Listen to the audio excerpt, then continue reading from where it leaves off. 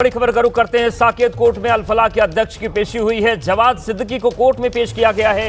ED की 13 दिनों की रिमांड खत्म होने के बाद ये पेशी की जा रही है। तो बड़ी खबर आ रही है, जिस तरीके से अल-फलाह विश्वविद्यालय का अध्यक्ष लगातार सवालों के घेरे में है और जांच का दायरा जैसे जैसे आगे बढ़ रहा है, सुइयां लगातार उसकी तरफ घूम रही हैं। तो जवाद सिद्दीकी को कोर्ट में पेश किया गया है।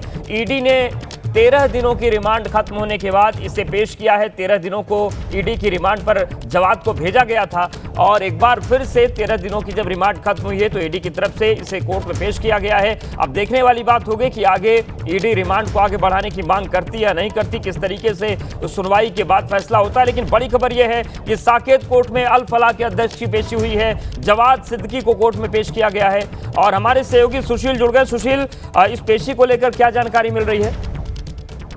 आज देखिए, अल-फलाह यूनिवर्सिटी के जो चेयरमैन है जवाद सिद्दीकी, उनको ईडी ने 13 दिन की जो कस्टडी थी उसको खत्म होने के बाद साकेत कोर्ट में पेश किया है, जहां पर कोर्ट में पेशी के बाद ईडी ने ये कहा है कि उन्हें फिलहाल अभी कस्टडी की आवश्यकता नहीं है, क्योंकि इस पूरे मामले में अभी तक की जो जांच ईडी ने की है उन तमाम उस जांच को कंपाइल करना है। कुछ ऐसे दस्तावेज ईडी को उनके आवास से और ऑफिस से मिले हैं जिसमें वित्तीय गड़बड़ियां हैं। तो ऐसे में अगर जरूरत पड़ेगी तो भविष्य में जो सिद्दीकी हैं उनकी कस्टडी दोबारा ईडी ले सकती है। लेकिन इस पूरे मामले में फिलहाल कोर्ट ने ईडी की इस रिकमेंडेशन को मानते हुए 14 दिन की न्यायिक हिरासत में जवाद सिद्दीकी को फिलहाल जेल में भेज दिया है। 15 दिसंबर को उनको दोबारा साकेत कोर्ट में पेश किया जाएगा। लेकिन ईडी की तरफ से ये कोर्ट में जरूर कहा गया कि इस पूरे मामले में जिस तरह से मनी लॉन्ड्रिंग को लेकर जांच कर रही थी ईडी, उनके पास कुछ ऐसे अहम सबूत हैं जिसमें वित्तीय गड़बड़ियां की गई हैं और इन तमाम दस्तावेजों की जांच करने के लिए उन्हें थोड़ा समय चाहिए। इसीलिए अभी फिलहाल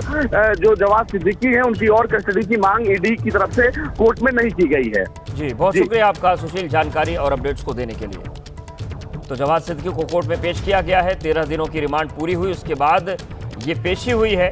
साकेत कोर्ट में अल-फलाह के चेयरमैन जवाद सिद्दीकी को पेश किया गया ईडी की तरफ से और जो जांच का सिलसिला 13 दिन से चल रहा था वो खत्म हुआ है और इसके बाद जो रिमांड की अवधि थी वो पूरा होने के बाद और इस पूरे मामले में एक और बड़ी खबर आ रही है और बड़ी खबर यह है कि ईडी ने साकेत कोर्ट में पेश किया था और इस पर सुनवाई हुई और सुनवाई के बाद जो फैसला हुआ है वो हम आपको बता रहे हैं। 14 दिन की न्यायिक हिरासत में जवाद सिद्दीकी को भेजा गया है। तो 13 दिनों तक ईडी ने पूछताछ की, उसके बाद जो हिरासत को बढ़ाने की मांग थी वो नहीं की गई थी। अब जवाद सिद्दीकी को 14 दिन की न्यायिक हिरासत में भेजा गया है। तो अल-फलाह यूनिवर्सिटी का चेयरमैन जवाद सिद्दीकी लगातार दिल्ली जो कार धमाका था उसके बाद सवालों के घेरे में आया, क्योंकि अल-फलाह यूनिवर्सिटी से ही डॉक्टर्स भी संबंध रखते थे। जमीनों के हेरफेर का मामला सामने आया है, तो 14 दिन की न्यायिक हिरासत में भेजा गया है। दिल्ली ब्लास्ट से जुड़ी एक और बड़ी खबर आ रही है लखनऊ से। यूपी की राजधानी लखनऊ में भी एनआईए की टीम ने छापेमारी की और बड़ी कार्रवाई की है। एनआईए की टीम ने आतंकी डॉक्टर शाहीन के घर पर पहुंची और तमाम दस्तावेज खंगाले गए। इस दौरान एनआईए की टीम अब आतंकी शाहीन के पिता और उसके भाई से पूछताछ कर रही है। फरीदाबाद, गुरुग्राम के बाद अब लखनऊ में भी ये कार्रवाई चल रही है, जहां पर एनआईए की 2 टीमों ने छापा मारा है। लखनऊ में आतंकी डॉक्टर शाहीन के घर के अलावा उस डॉक्टर परवेज के ठिकानों पर भी छापेमारी की जा रही है, जिसकी तलाश में पुलिस जुटी हुई है। तो ये तस्वीर हम आपको लखनऊ की दिखा रहे हैं। डॉक्टर शाहीन जिसे गिरफ्तार किया गया है उसके लखनऊ स्थित घर पर भी जांच टीम पहुंची, एनआईए की टीम पहुंची और जांच पड़ताल का क्रम चल रहा है।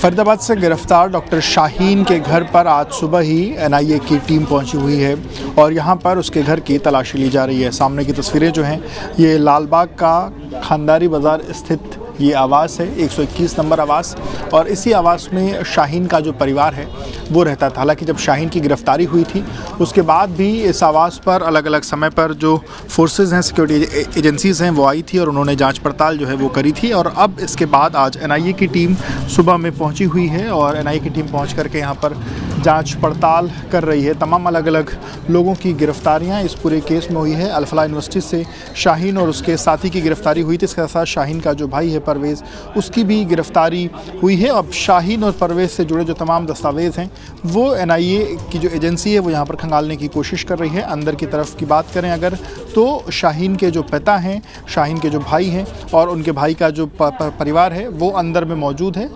तमाम उन लोगों से पूछताछ, शाहीन जब यहाँ पर यहाँ पर जब शाहीन रहती थी, इसके बाद यहाँ से जब कानपुर गई, उसके बाद अलग अलग जगहों पर उसके जाने की क्या स्थितियाँ रही, तमाम जो कागजात हैं उन तमाम चीज़ों के बारे में जो जांच पड़ताल है वो की जा रही है और कुछ इलेक्ट्रॉनिक एविडेंसेस भी खोजने की कोशिश करेगी और परिवार से किस तरीके से उसका मेल मुलाकात था या क्या चीज़ें रहती थी, उन तमाम पहलुओं पर भी जांच पड़ताल NIA की एजेंसीज जो हैं वो आज यहाँ पर कर रही हैं।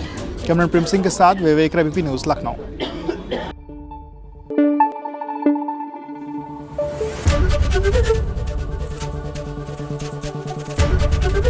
ABP न्यूज़ आपको रखे आगे।